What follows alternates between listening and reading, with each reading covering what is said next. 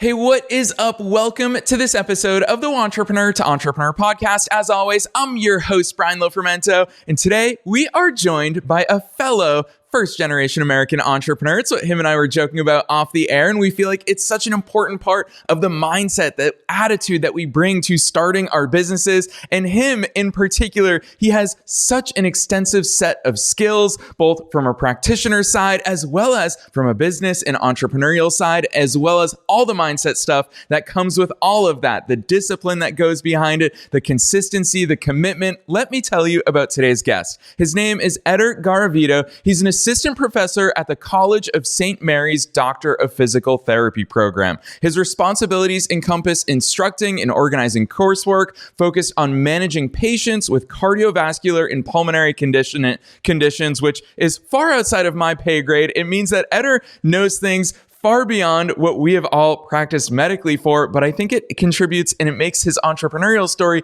even cooler because not only is he a practitioner, but in collaboration with three partners, Eder co-founded Scholarnetics 360, which is healthcare's first mentorship and knowledge sharing hub in the summer of 2023. It's a pioneering initiative in healthcare education. Scholarnetics 360's aim to offer 24/7 access to industry leaders and specialists remotely, and believes that a mentorship and knowledge sharing network for healthcare students and professionals is the most direct and accessible method to access essential information for anyone in need. Ultimately, why does Eder do all of this? To improve patient outcomes. I really love his own background to his entrepreneurial story, how he's taken his professional conditions and expertise to really start a business that is positively serving the healthcare industry. So I'm not going to say anything else. Let's dive straight into my interview with Eder Garavito.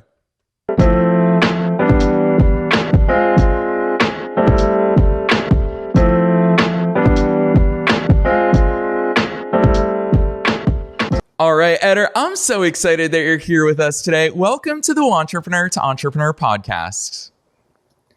Yeah, thanks, Brian. Thanks for having me. I'm really excited being here as well. And just, really excited about spreading the word about what we're doing. So appreciate the opportunity. Heck yeah. I think it's so cool. Not only, as I teased in at the top of this episode, not only are you positively serving the healthcare industry, not only are you using your skill set, but what I see from a business perspective is I think a business model that's going to radically transform the economy as a whole on a really macro level, not even just the micro that we're going to talk about today. But before we geek out about business and everything that you're doing with Scholarnetics 360, I want you to take listeners beyond the bio. I teased them a little bit. I didn't even get into the fact that you're contributing as a PRN staff at Duke University Medical Center. There's so much cool stuff that you're up to. Take us beyond the bio. Who the heck is Eder? How did you get here? Sure. Thanks, Brian. So I appreciate the introduction. So beyond, the credentials and everything you just explained, part of what I really enjoy doing is, of course, interacting with people and teaching students. And something that brought me really to where I am today, and I'm a genuine believer of this, is mentorship. I'm a product of mentorship. My now late mentor really helped shape me into who I am today and get to where I am today in my career. So as you mentioned, I am a cardiovascular and pulmonary clinical board specialist. And in our profession in physical therapy, there's about 600 of us, whereas there's thousands in the neurological world and thousands in the orthopedic world. What that means, of course, is job security, right? But all kidding aside is, one would wonder why I do what I do in terms of treating patients and what I study and what I like. And it has everything to do with mentorship and having the ability of somebody not to just give me answers, but really help guide me to get to where I am today and help really develop me into the professional that I am today, both from the clinician side, even to the entrepreneurial side and the personal side. I've received great advice from this individual who has really helped shape how I communicate with others, how I treat others, and my perspectives on specific things that really drove me to found this company, Scholarnetics 360, with my partners and I. Yeah, Eder, I'll tell you what, it's something that I've been saying more and more over the past few years, which is information has never been more abundant than it is today. There's so much information at our fingertips. We're not even talking AI, just purely on an informational standpoint, archived through the search engines. We can find anything. And that's why I genuinely believe your business model, it's going to change the economy. I think this is the next wave after the information era, is that connection era, tapping into mentors, tapping into real life subject matter experts. So walk us through the thought process behind Scholarnetics 360. Obviously, I'm biased towards your business model, but what was your thinking in starting it? My wife would probably joke about this and try to kind of give me an eye roll, but I'm very observative, and so I've been teaching now for 4 years, and I've just observed my students and what they need and what they lack beyond me. I am somebody who I believe, and this might be self-assuming, but I believe myself to be humble and just understand my own limitations. And so when students come to me, I have limitations of information I can't give them, or I try to get students to come see me who are struggling, and for whatever reason there might be that I might not even understand what it is. They just don't feel comfortable coming to me. And I am just one out of thousands of faculty members out teaching healthcare right now. And so what really drove me to develop this company and this model was providing these students that I'm describing with access beyond what I can provide, what other faculty can provide, to help them educate them better and to help bridge those gaps, whether they're academic knowledge gaps or whether they're just gaps in terms of how to communicate with others, how to progress in their careers, how to grow. As I mentioned, I'm a product of mentorship. And when I saw, Mike, who was my late mentor now, I literally told myself, I want to be you. And so I want to bridge that gap between I want to be you and be able to talk to them and say, how can I get there? Can you walk me through the steps? And there are so many specialties and intricacies in healthcare today, that a lot of people don't know about, that we don't even teach in didactic coursework, that I think a lot of individuals would love to know about. There's this huge drive right now for non-clinical practice for clinicians because of burnout. And a lot of it came from the pandemic, of course, but it's been going on for a long time. So now we're taking individuals who have been burned out, just can't see patients anymore, won't see patients, or understand they're not treating patients efficaciously because they're so burnt out, and helping them develop non-clinical careers, whether it's in research or entrepreneurship or anything other than treating patients. So individuals who are in school can learn from this. And then beyond that, I think something that was wild to me is when I reflect back on my first years of clinical practice, I'm going on 10 plus right now. I started in a highly acute environment, working with patients in intensive care units with, transplants of hearts, transplants of, lungs, and every surgery in between. And when I reflect back on those first moments of my career, I thought I knew what I was doing, but genuinely I was not providing the best care that I could because I did not understand the limits of my didactic education and the limits of what my physical therapy school of 3 years taught me. And so I just sort of almost winged it, until I got to a point where I was comfortable, and I can go back and probably write several pages of mistakes that I have made that could have been avoided if I would have had somebody to support me, somebody to rely on. And the fact of the matter is that when a lot of us are interviewing for jobs and positions, probably I would suspect in any major career, but as we focus on healthcare, we're promised mentorship. And what happens is this mentorship is forced. You're kind of told this is going to be your mentor. It's a senior person, senior PT, senior physician, senior what have you. And there are so many barriers there. I mean, it's chance, right? Does that individual actually want to mentor you? Are you going to get along with them? Is that relationship going to truly be a mentoring relationship, or is it just going to be an educational relationship?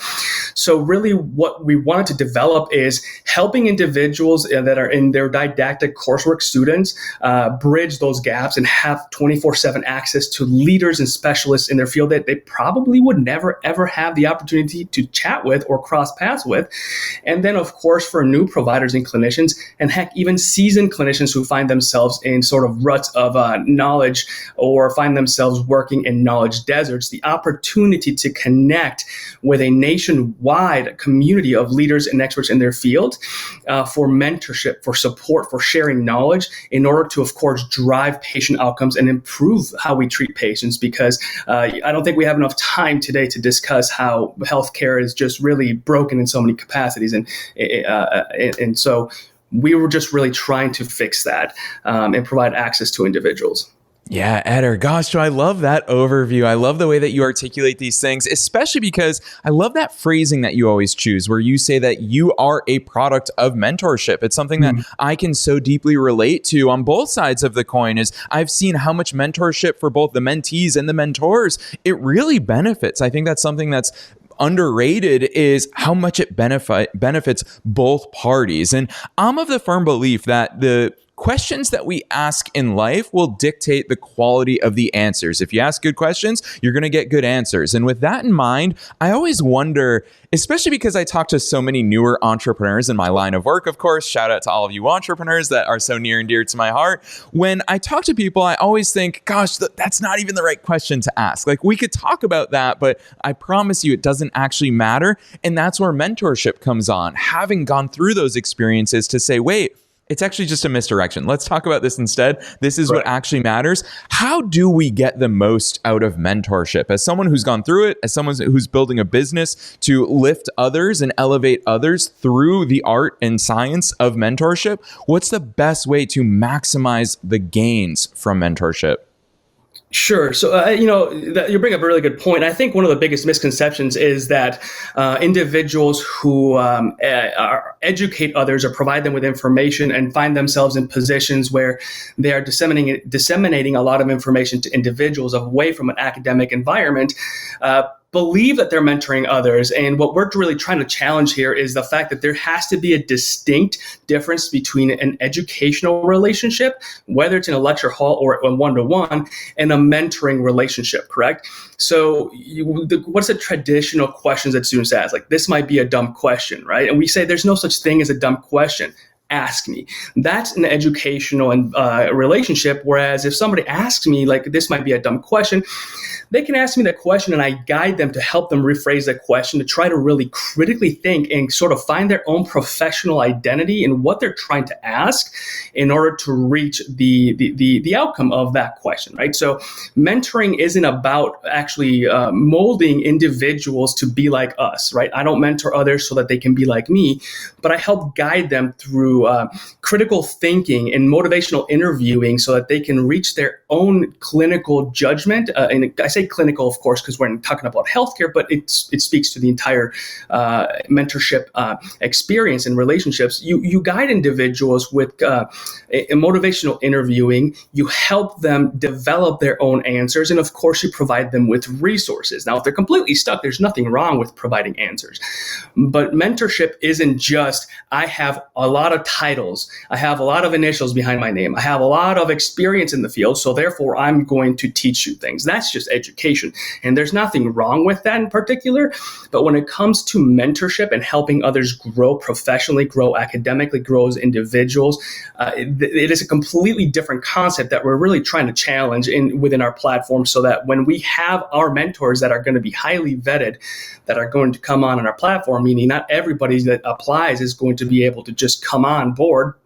They're going to understand what it truly means to be a mentor. As a matter of fact, one of my partners developed a clinical mentorship course so that these mentors can go through this course and gain a clinical mentorship certificate so that they're quote unquote certified, right? They meet our criteria.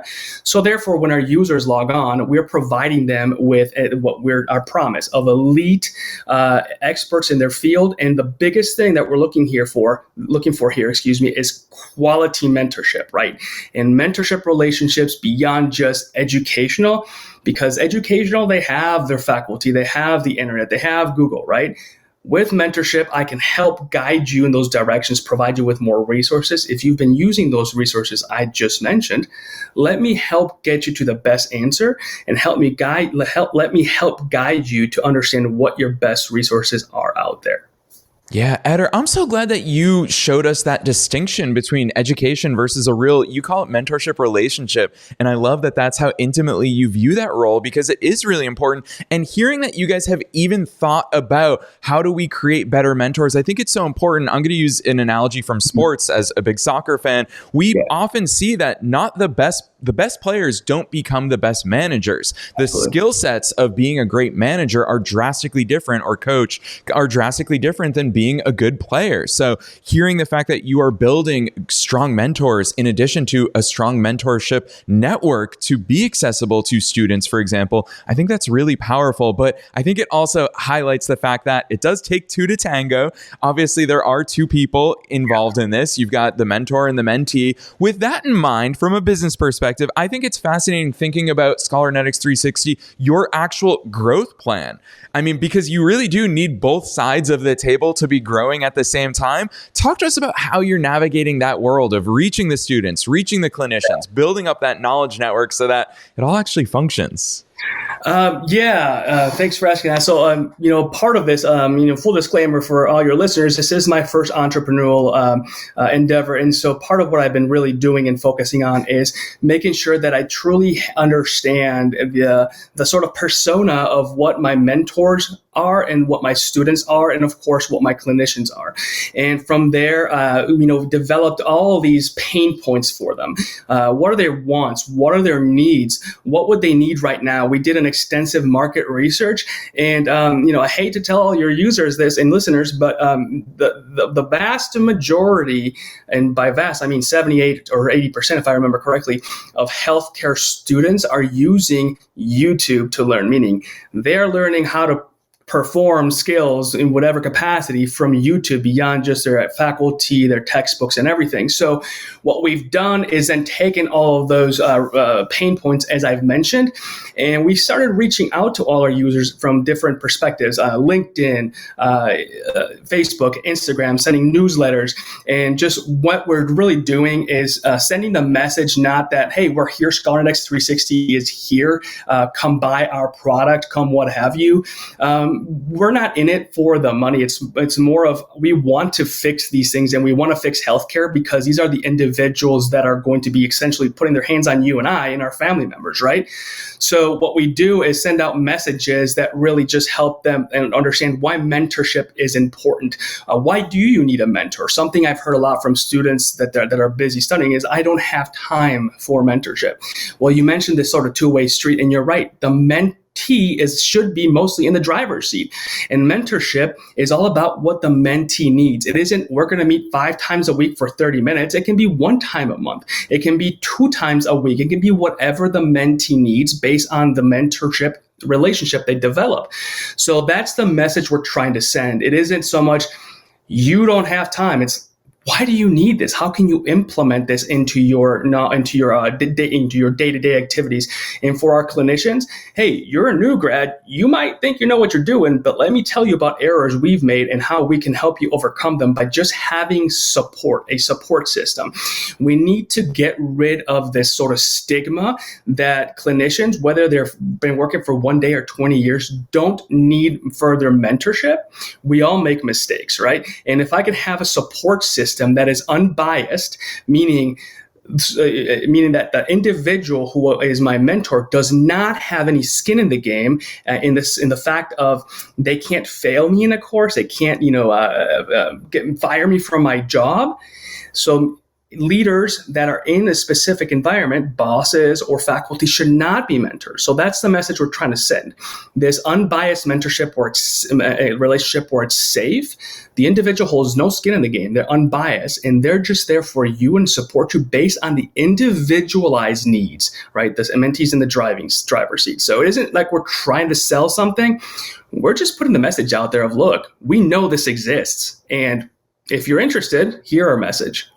Yeah, I think it's really important. And you're triggering that. The middle child in me is so happy because it's something that I have always felt is a little bit of an unfair advantage for me. Is, you know how colloquially we always say that phrase of like, make sure you learn from your mistakes. Well, as a middle child, I've always thought, let me learn from the mistakes of others. I've been astutely aware of what my brother has done and what has worked, what hasn't worked. I've got a younger sister. I always take all those data points. I can look both before and after me to see all these differences in approaches. And what you just said about mentorship is you're spot on. Why should you go through making the same mistake that someone else has made, someone else has worked through, and someone else has succeeded with learning these lessons? Learn from their mistakes. And Eder, along those lines, I think it's why listeners love tuning into this podcast, is because we're all entrepreneurs. You are one of us. It's fun hearing you talk about healthcare, but you also have an entrepreneur hat that you put on. With that in mind, and this especially being your first business venture and your first startup, what are some of those early lessons that you've been like, holy cow, this is not what I thought entrepreneurship consisted of? I'd love to hear some of those insights. Yeah, sure. No, that's thanks. That's a really good question with, I think, a lot of depth. But the first thing that I'll say, and as I talk about mistakes and being able to admit mistakes and everything, not like this is one. I had no problem doing my research, and I hired a business coach, and she's like a Ferrari. So she's really helped me with all the little intricate things about running a business, building a business, and building this entire network with my partners and I. And that has been such a big key thing, because I've never developed a business. Now, I've always joked with my wife that I wanted to be a business owner, but I don't know how to bake, so I can't open a bakery. So then, of course, I come up with this idea that isn't just, a brick and mortar building, but it's going to be nationwide and potentially eventually worldwide. And so now I'm faced with, oh my gosh, how do I do this? So choosing the correct partners. When I chose my partners, not only were they individuals that I've known for many years, they're individuals that I trust, they're individuals that I know would help grow this company. They're individuals that are passionate about education and mentorship. I chose them in with specific skill sets, right? Like one specifically very driven in mentorship, the other one in finances, and et cetera. So we just have this great team along with our business coach that really helps us on a daily basis, because there are so many things that I would have never thought about that go into building a business. And I guess this probably does relate to a small, just local, perhaps coffee shop.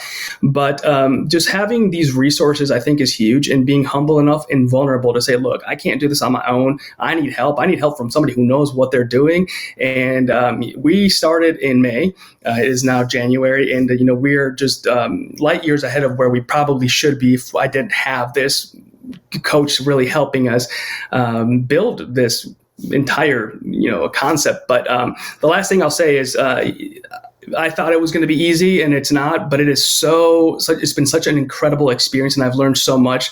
And these skills of entrepreneurship even translate into my clinical care in many ways, especially when it comes to communication and just thinking about all these other different moving parts. Yeah, I love that overview, and the fact that, shout out to your business coach, because some of these things, just like mentorship, it can really accelerate that progress. And hearing about the makeup of your business leadership team, you and your co-founders and business partners, I absolutely love hearing that, because those are waters that we have to navigate, which, speaking of that, I always think it's fascinating, because when someone goes into business for the first time, they think they're going to be a practitioner. If you are a physical therapist and you start a business, you think that you have a physical therapy business. Little do you realize you also have a marketing business, because you got to go find clients. You also have an accounting business because you need to understand the financials. With all of that in mind, Eder, I'm super curious, of all the hats that you wear, how are you guys internally viewing your business? Are you a tech company? Are you a healthcare company? Are you a community, a connecting company? Because obviously the real answer is you're all of these things and you wear all of these hats. Yeah. But what are those waters that you're specifically looking at and navigating as you look to growth Scholarnetics 360? Because I love the way that you talk about it. It's not a local thing. It's not a national thing. This is going to be a worldwide network of clinicians, of students, to provide better patient care. What are those different hats that you wear and you focus on? Yeah, so I think the biggest hat that we're focusing on right now is making sure that we are developing a model that is really going to provide what we're promising, right? The individualized matching based on what the individual needs and those concepts. So making sure that we really stick to what we're offering and what we're promising is one of the biggest and most important things. But, in terms of all of these different hats, you're right. Are we clinicians? Are we entrepreneurs? And the fact of the matter is that we are both. All of us on my team are still practicing and or teaching or doing something full time. But when we focus on Skull and Radius 360 in the time that we have during the week to work on this, we really do switch off our hats from that, I'm a clinician to I'm an entrepreneur. And ultimately, I love what I do. I love treating patients. I love educating students. But is there a chance that if this takes off, I'll become an entrepreneur and just work this full time? Absolutely. And to answer your question in short, Brian, at that point, I'll try to maintain my license and maybe treat patients every so often. But at that point, my focus is going to be more on the entrepreneur side, not the clinician side, because if I help this grow, again, my goal is to improve patient outcomes, and I can't just be thinking like a clinician. I need to start thinking really as an entrepreneur, as a leader, and as somebody who's just breaking barriers in this industry.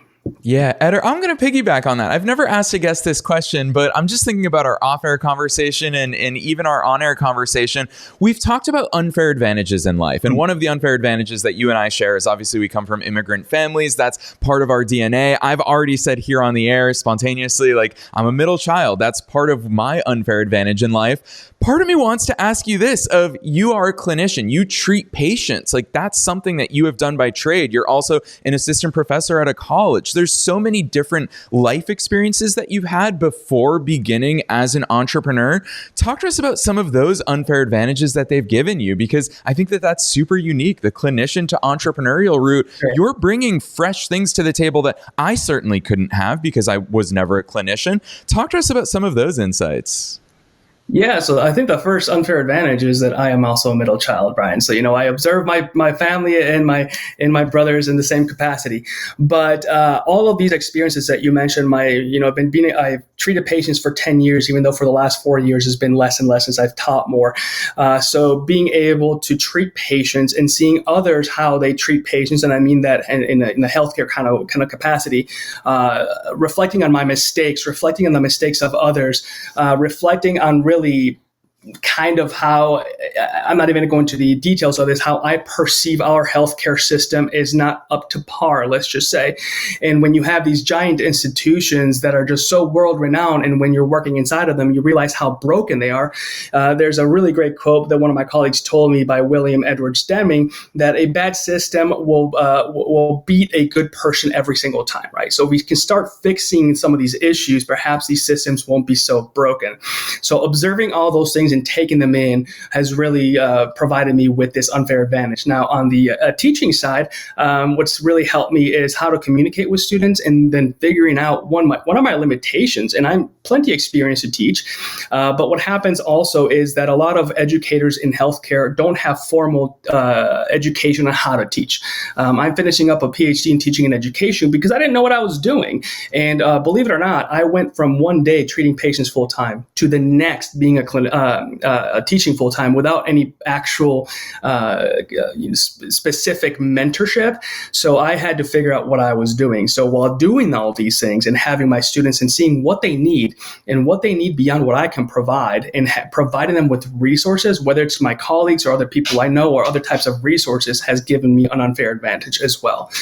So taking all of these different sort of inputs, if you will, has really helped me just jot down all these ideas and figure out all these gaps that I really genuinely believe, even if it's one at a time, we can help fix by providing access, right? So we have individuals who are in knowledge deserts. Perhaps they're working in rural areas and they can't afford to travel to conferences. They don't have all this knowledge. Why can't we provide them inexpensive 24/7 access to hop on our website or our app to ask questions and understand concepts better, to treat those patients that deserve to be treated better, right? So providing access to everybody that we can through, again, this nationwide, potentially, hopefully, a worldwide concept in a very effective, streamlined, 24/7 way. I mean, nobody's going to leave our website. All video calls and not Zoom, excuse me, but all voice calls are going to happen within our website. They don't have to jump off and do all these things. Just being able to have those experiences individualized based on the needs of that person, I think is going to be huge. And that's what really all these experiences help me sort of like narrow down and funnel to, hey, this doesn't exist. Let's create something and hopefully fix things.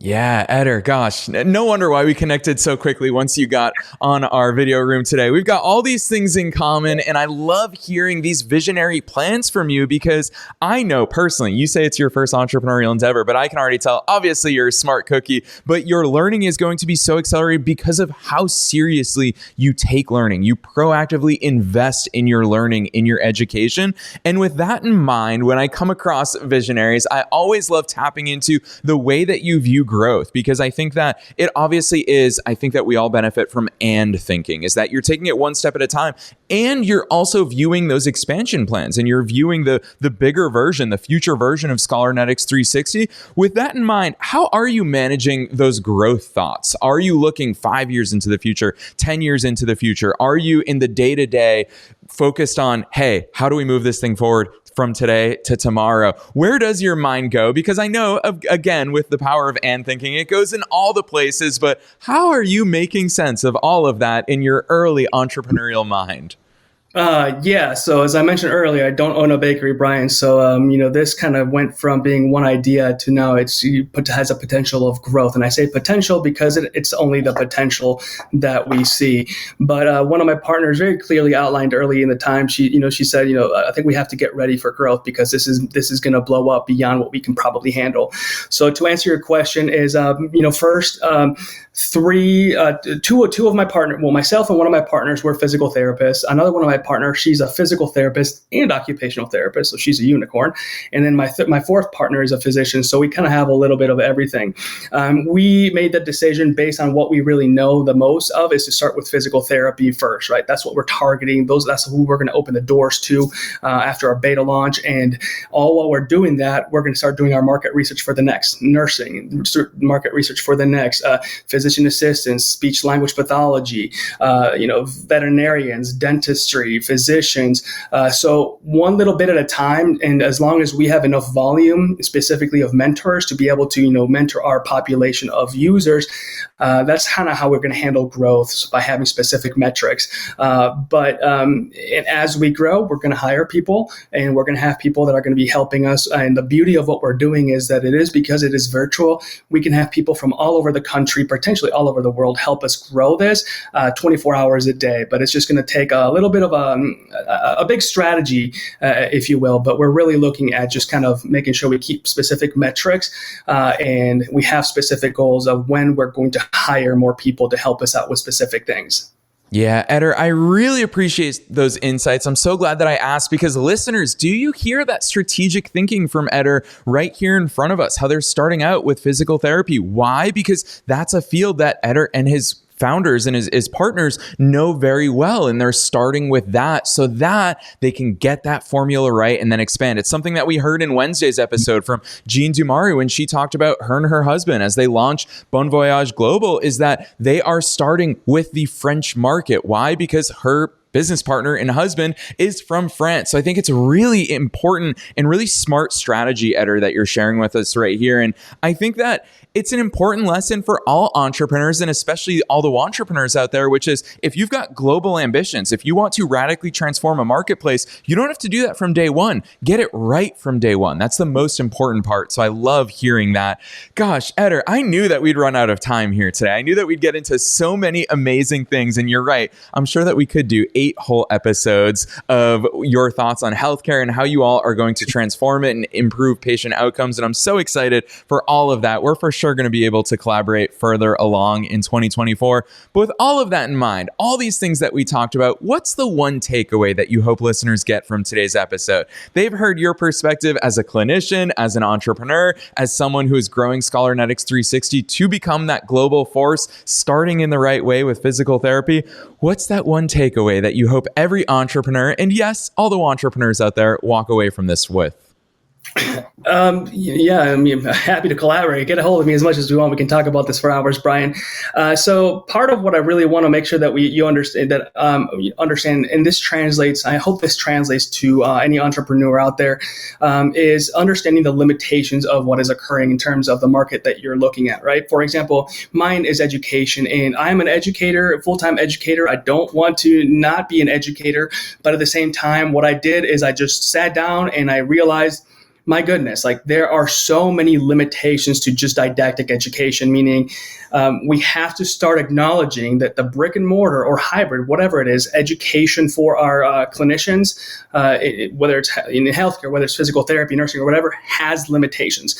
And if these limitations exist, how can we start helping break some of these barriers? So the biggest key takeaway message, I guess, is if you're wanting to fix something that is big, as you mentioned, start small, perfect that recipe. And then after you perfect that recipe, you start just sort of molding it a little bit for other individuals. I think a key takeaway is that we at Scholarnetics 360, we really embrace technology. It's 2024 now, even though it's only been 2 days, and the pandemic really pushed us forward. Whether it's a small local business or something that is virtual and large, we need to start embracing technology, and that'll help us bridge the gap between specific concepts, right? For us, it's bridging that gap between experts and learners, and that'll help us facilitate this immediate access for knowledge enhancement. What people want today is immediacy, and they want 24/7 access without any fine print and little, putting in your credit card kind of thing. So just doing those things, I think, would help a lot of your listeners grow as well. Yeah, a really strong and profound message that I think is important for all of us. And Eder, obviously we can frame that very easily with all the entrepreneurs out there, but I think for us entrepreneurs who already have businesses, I think it's so important that we set aside that time for that executive thinking. But part of that needs to be, what are those small steps that you just highlighted for us? I absolutely love those insights, Eder. You are an entrepreneur far beyond your years. And I'm also going to say that I think you secretly do want to also open up a bakery, because I love that you talk about the recipe, you talk about your bake shop. So Eder, one day when you have absolutely crushed with Scholarnetics 360, you can retire off with a great, beautiful bake shop wherever it is that you want to settle down. So I look forward to that as well, as someone with a sweet tooth. So Eder, you've been a wealth of knowledge. I know that listeners are going to be just as keen and excited as I am to follow your entrepreneurial journey from here, as well as Scholarnetics 360. Gosh, this year it's going to move quick and fast for all of you, I'm sure, and I can't wait to follow those successes. Where can we all follow all the great work that you're up to? Drop those links on us. Yeah, www.scholarnetics.com is our website right now. It's just a landing page. Our developers are working on backcoding our entire system. So we're hoping to have a beta launch by March of 24. Otherwise, all of our socials are at Scholarnetics 360. Follow us, give us some advice. I'm even on Maker's Log, just putting things out there in terms of building, for the public. So just making sure that you follow us and give us any advice and let us know what you want. We are building this, as you mentioned, recipe. And I don't want to devalue a bakery. I do love bakeries and I would own one. We are literally building this software, this service based on what the individuals need. So if you have any ideas, anything that you want, any kind of major concept that I haven't discussed, let us know and we will build it for you. Yes, I love that. Eder, I'll tell you what, listeners are immediately going to see your excitement, your enthusiasm, your energy for all the stuff that you're working on. So listeners, when Eder says it, he genuinely means that. As someone who's exchanged quite a few emails with Eder and had the pleasure of talking with him here today, he means it when he says that he wants this to be a collaborative effort. Heck, we all benefit. Whether you're in healthcare or not, we all benefit from better patient outcomes. And it made me smile and laugh when you talked about clinicians learning through YouTube. Of course, we all do in so many different things. Why do we think healthcare is any different? So I love the fact that what you're doing is giving them the best access to resources, experts that will improve those patient outcomes. So listeners, wherever it is that you're tuning into today's episode, you'll find all those links that Eder just shared with you down below in the show notes. Click right on through to his website. Their socials are down there, Scholarnetics 360, Instagram, Facebook, LinkedIn, Twitter, all those places, but find those links down below. Otherwise, Eder, thanks so much for being so generous and transparent and enthusiastic with us here today on the Entrepreneur to Entrepreneur podcast. Absolutely. Thanks for having me, Brian. I appreciate it.